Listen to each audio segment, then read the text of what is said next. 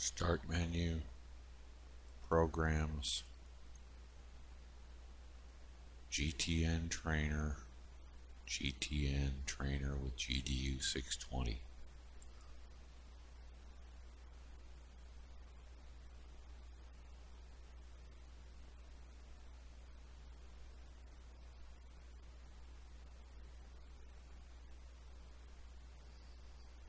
Power on. Press Enter to continue. Touchscreen to continue. Demo mode. Continue. Self-test screen.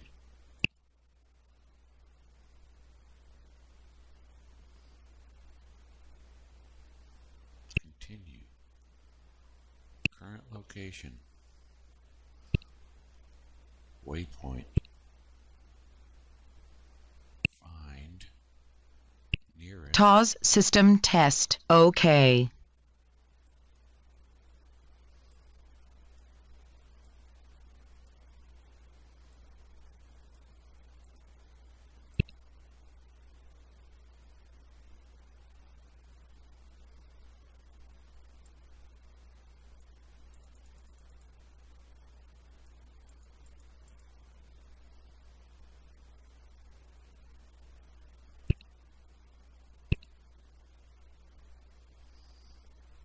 Flight plan.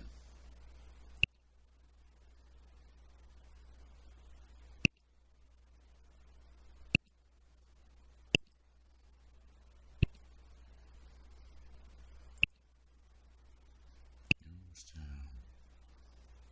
Click on Youngstown. Load procedure. Approach. RNAV 32 GPS LPV, which means it's got localizer performance with vertical guidance. Vectors, we're going to go direct unre, which is the full approach, and we're going to activate the approach, and we're going to fly fast. Okay, now we can load frequencies. Let's go home, waypoint info, airport, Youngstown, Warren.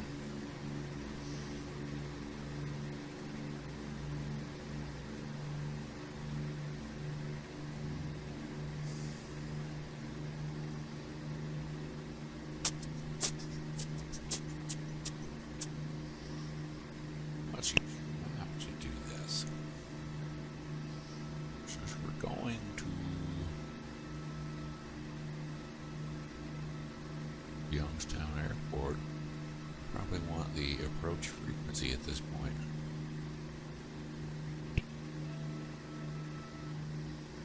Frequencies.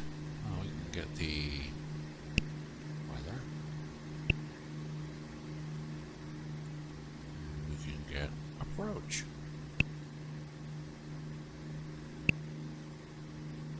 If we want to back up the GPS with the ILS, we can also add the ILS localizer frequency.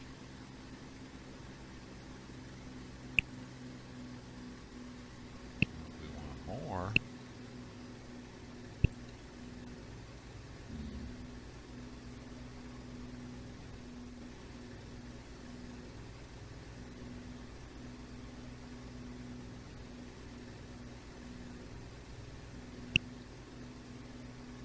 the Youngstown Vortac. So we've got the ILS, and then here's the VOR for the miss. Now we can watch the progress. Now if you want, message here, demo mode. This is flight plan waypoint locked. Is a quirk of the simulation software. Now, we're also looking at We've got low altitude airways. We've got the most detail possible on the map. And then these buttons allow you to specifically set up different map features. This allows you to customize the data fields on your map screen.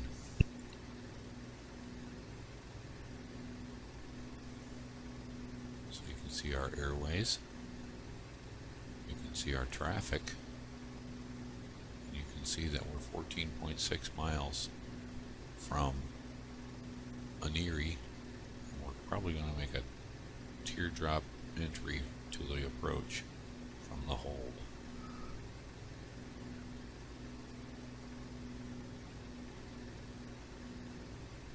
Let's speed things up a little bit.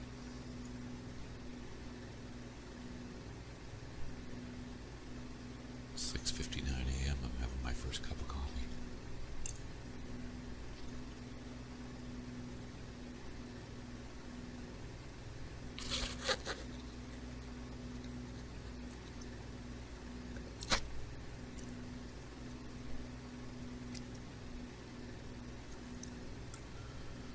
One of the things with the simulator that you can do once vertical guidance becomes available from GPS as part of the approach, then you can click altitude hold. That's the only time in the simulator that you can activate altitude hold, but you can control a few functions on the G600, including the heading bug. You can set the current baro.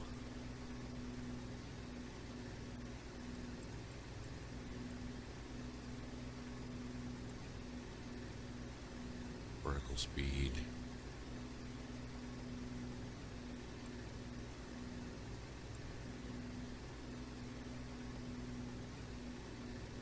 Or altitude alert. And if you were in suspend mode on the OBS, then you could control course, but this is automatic slewing in nav mode. Okay, we're going for the teardrop hold. We are 6 miles from Oniri. So let's slow things down.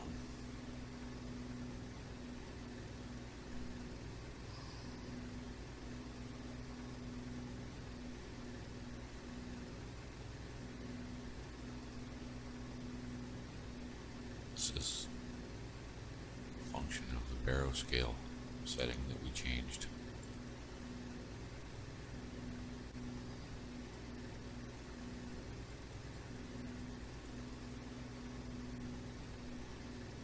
We're over here, 3000 referenced at 2992.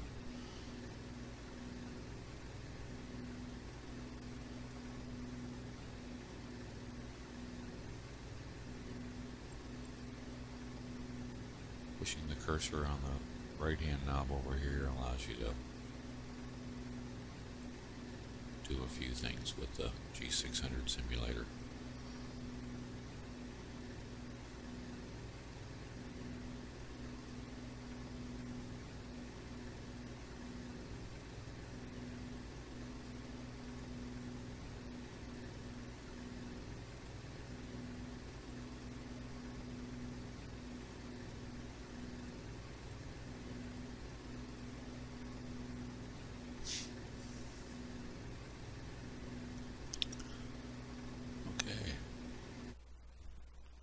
We've got vectors to final as our approach scenario. So the simulator is flying the full approach. At this point we want to look at where we're supposed to be vertically on the approach. You can go to Home, Charts, and it will automatically have the approach chart ready for us to look at. And we're supposed to cross Aniri at 2900.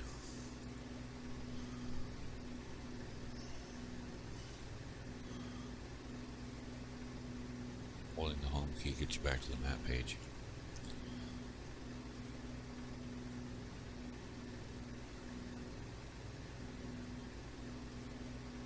Okay, teardrop just became active.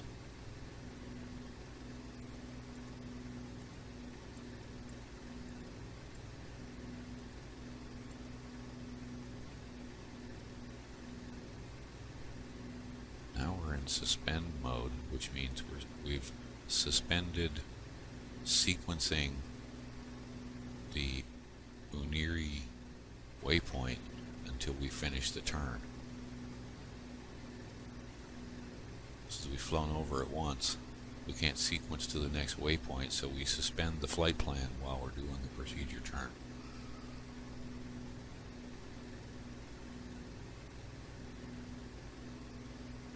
So now the autopilot is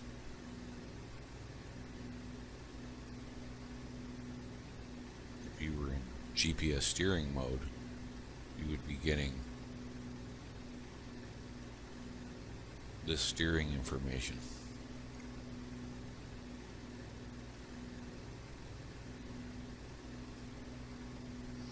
If you were just in nav mode, you would have to slew the course arrow in order to keep up. Your OBS would become active in order for you to fly the procedure turn with the altitude, with the autopilot engaged. So the best way to handle this portion of the approach, the arrival and the procedure turn, is to be in GPS steering mode. And then once you turn back in and unsuspend, then go to nav mode to get the vertical guidance with the KFC 225. If you check in your approved flight manual supplement, you see that the GTN 750 is going to prompt you. It's been set up that way by me to understand that the autopilot doesn't support seamless transition.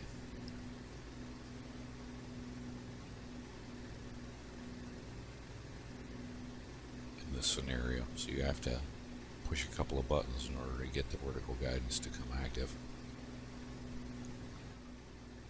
We can discuss that when we're flying.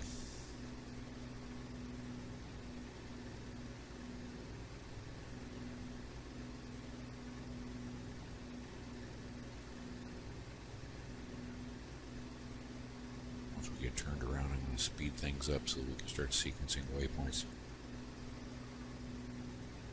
As you can see, I click on the altitude button, but it's not available because vertical guidance is not available yet over here on your.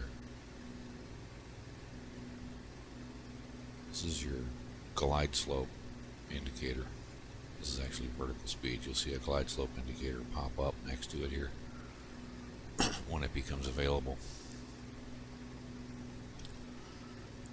Okay. Coming back around to the inbound course. 3-2 to the runway. Actually, the desired track is 324. See that up here. Now, if you want to check the weather at the airport, you can go home, weather, and there's your weather information. You could also go waypoint, airport, weather data, and then you get decoded weather. Hold the home key, back to the nav screen. Okay, we're going to speed things up.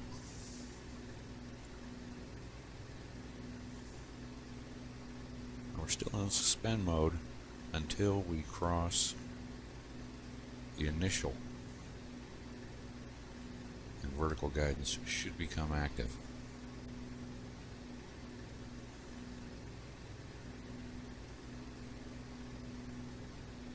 Let's see if I'm doing this correctly, or if I have to actually activate. Come out of vectors to final, actually activate.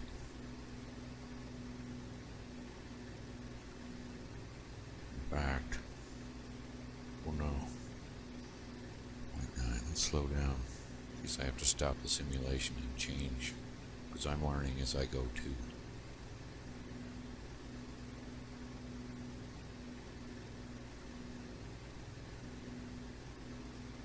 Come on, sequence the waypoint.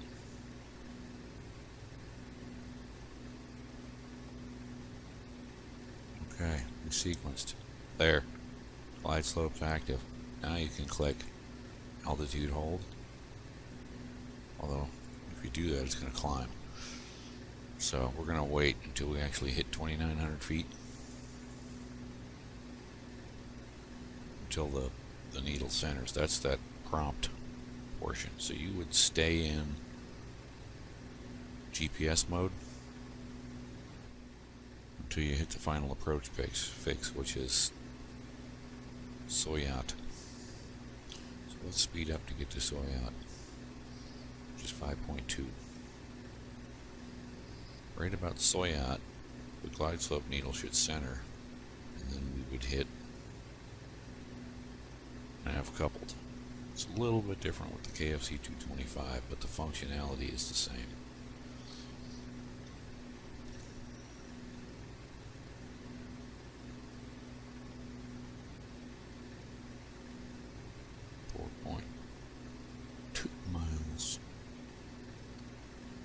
To Ulicky.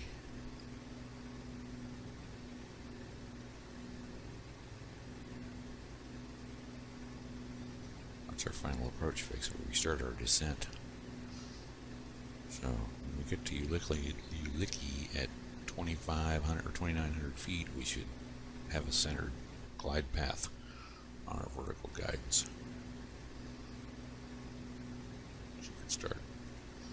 You may want to load the tower frequency at this point. So you would go to the home waypoint airport frequency tower 119.5 and have that in your standby so that when approach hands you off, you just flop frequencies. Home key back to the map. Here comes Ulicky. And the vertical guidance is coming in. So once it centers, we'll hit altitude hold. It should. You're going to have approach armed on the autopilot, and it's going to do this. Bang.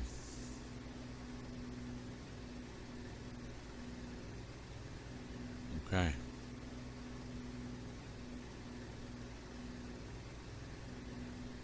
Youngstown Tower, 3233 Lima. Ulicky inbound. Full stop runway 32. Established on the LPV approach.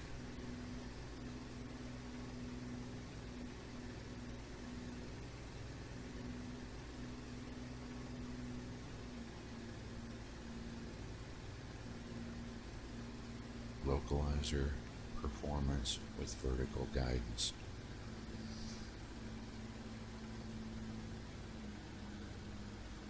This is where the marker beacon is going to be. Soyot. 2.4 miles to the runway.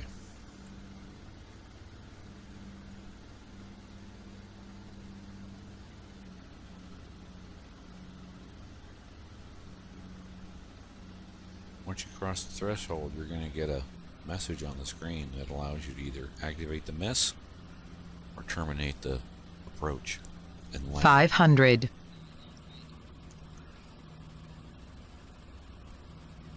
That's the terrain system warning you.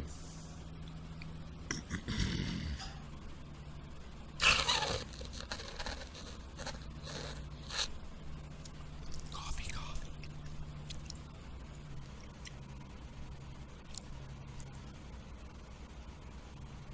Youngstown Tower, 3233 Lima, 5 half mile final, runway 32.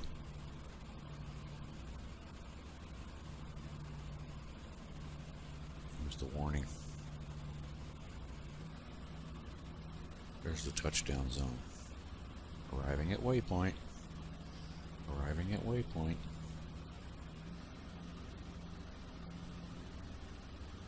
I can't see the runway. I can't see the runway. Let's activate the miss. Climb out of here. Okay, now. the autopilot.